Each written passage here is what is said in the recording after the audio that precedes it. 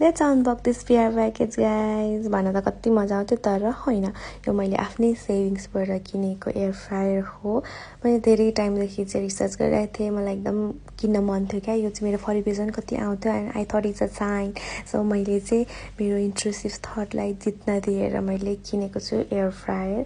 मलाई चाहिँ खासै किचनतिर छिर्न नि मन लाग्दैन, मलाई काम पनि गर्न मन लाग्दैन, मलाई त्यो भाँडा माझेर मलाई मनै लाग्दैन कि, मलाई त्यतातिर जाने मन लाग्दैन। त्यही भएर वा चाहिँ अलिकति सजिलो पनि होस् भनेर अनि हेल्दी पनि हो भन्ने सुनेको थिएँ। यो चाहिँ मैले जति पनि पकाउँछु हस्बेन्डले चाहिँ राम्रै पकाउँछ भनेर भन्नुहुन्छ। अब साँच्चै हो कि ख्याल ख्यालकै भगवानै जानुन् होइन। मलाई चाहिँ अब नयाँ कुरा ट्राई गर्न मन छ। अब मेरो यो कुकिङ एरा सुरु हुँदैछ, त्यही भएर मलाई मेरो मिमिक्रीबाट मलाई साइड लगाएर अब मेरो नयाँ नयाँ रूपहरू पनि प्लिज एक्सेप्ट गरिदिनु होला।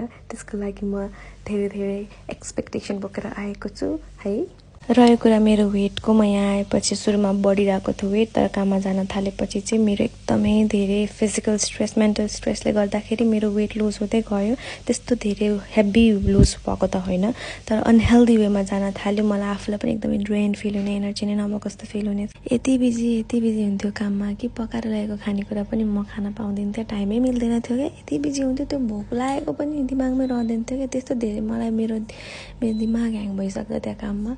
अहिले त मलाई त्यो काममा युज टु भइसक्यो र म समय अलिअलि निकाल्ने कोसिस गर्छु र निकाली पनि रहेको हुन्छु। अनि अब चाहिँ राम्रो, हेल्दी र मिठो कहिलेकाहीँ यताउता यसो होटल जस्तो पनि बनाएर खान मन लागेको छ। अनि त्यसको लागि चाहिँ अब यसले हेल्प गर्छ भन्ने चाहिँ मलाई आशा छ। आफू पनि सिक्छु, सिकाउँछु पनि, पकाउँछु, खान्छु, खुवाउँछु पनि। यदि भन्दै आजको भिडियोलाई यहीँ टुङ्गाउँछु। मेरो नेक्स्ट भिडियो आउँछ कुकिङ रिलेटेड, अरू पनि आउँछ।